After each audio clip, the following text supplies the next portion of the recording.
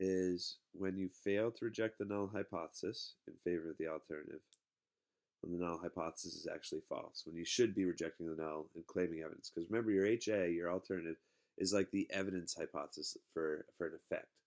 So if you reject the null in favor of the alternative, then you found significant evidence. So you commit a type 2 error when you fail to reject the null hypothesis. So the first option here, you conclude that the mean price of a loaf of bread is not $1.67. That doesn't represent rejecting HO, right? HO is that the mean price of a loaf of bread is $1.67. So if you're failing to reject HO, then you're accepting that it's about $1.67. So that doesn't represent accepting the null hypothesis.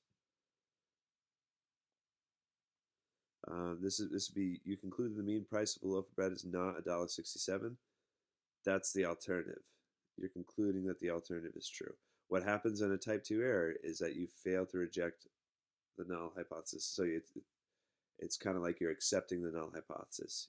It's not technically rejecting the alternative, but that's kind of what it feels like when you say it in words.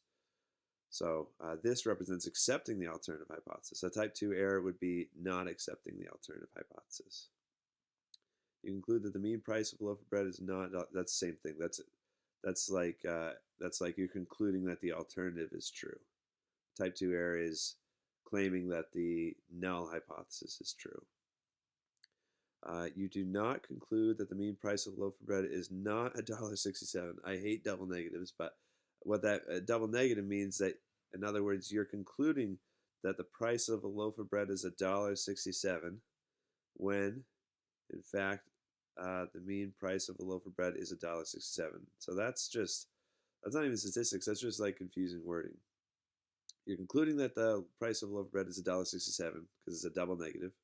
If you're not including it, then you are. If you're not concluding something, then you're concluding something.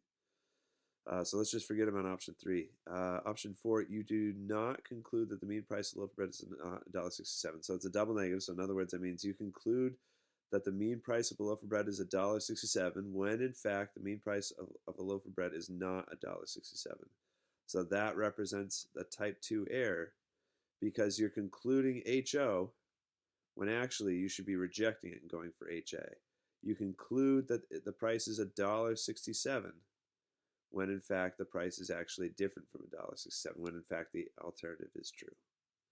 Okay, so with a type 2 error, it's like when you read these sentences, you should be looking for the one where the researchers say, yes, the null hypothesis is true, when in fact they were wrong, the alternative hypothesis should be concluded. And that's what this last one says here.